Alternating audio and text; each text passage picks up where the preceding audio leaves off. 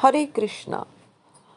आज हम वर्णाधर्मा में आपको करवा चौथ व्रत की कथा पढ़ के सुना रहे हैं। ध्यान से सुनिए।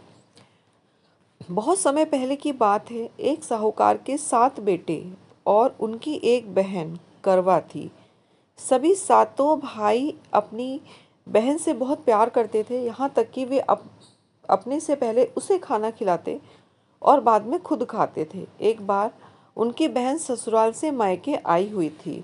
शाम को भाई जब अपना व्यवसाय बंद कर घर आए तो देखा उनकी बहन बहुत व्याकुल थी। सभी भाई खाना खाने बैठे और अपनी बहन से भी खाने का आग्रह करने लगे, लेकिन बहन ने बताया कि आज उसका करवा चौथ का निर्जल व्रत है और वो खाना सिर्फ चंद्रमा को देखकर उसे अर्घ देकर ही खा सकती है।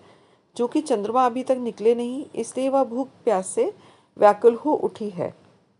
सबसे छोटे भाई को अपनी बहन की हालत देखी नहीं जाती। वह दूर पीपल के पेड़ पर एक दीपक जलाकर चलनी की ओट में रख देता है। दूर से देखने पर ऐसा दिख रहा है कि जैसे चतुर्थी का चांद उदित हो रहा हो। इसके बाद भाई अपनी बहन को बताता है कि चांद निकल आया है, तुम उसे अर्घ देने के बाद भोजन कर सकती हो। बहन खुशी के मारे सीढ़ियों पर चढ़कर चांद को देखती है, उसे अर्घ देकर खाना खाने बैठ जाती है। जब पहला टुकड़ा मुंह में डालती है तो उसे छींक आ जाती है। दूसरा टुकड़ा डालती है तो उसमें बाल निकल आता है और जैसे ही तीसरा टुकड़ा मुंह में डालने की कोशिश करती है तो उसके पति की मृत्यु का समाचार उसे मिलता है। वो बौखला जाती है। उसकी भाभी उसे सच्चाई से अवगत कराती है कि उसके साथ ऐसा क्यों हुआ। करवा चौथ का व्रत गलत तरीके से टूटने के कारण देवता उससे नाराज हो गए और उन्होंने ऐसा किया है। सच्चाई जानने के बाद करवा निश्चय करती है कि वो अपने पति का अंतिम संस्कार नहीं होने देगी और अपने सतीत्व से उन्हें पुनर्जीवन दिलाकर रहेगी। वो पूरे 1 साल तक अपने पति के पास बैठी रहती है, उसकी देखभाल करती है। उसके ऊपर उगने वाली सुई नुमा घास को वो एकत्रित करती जाती है। 1 साल बाद फिर करवा चौथ का दिन आता है। उसकी सभी भाभियां करवा चौथ का व्रत रखती हैं।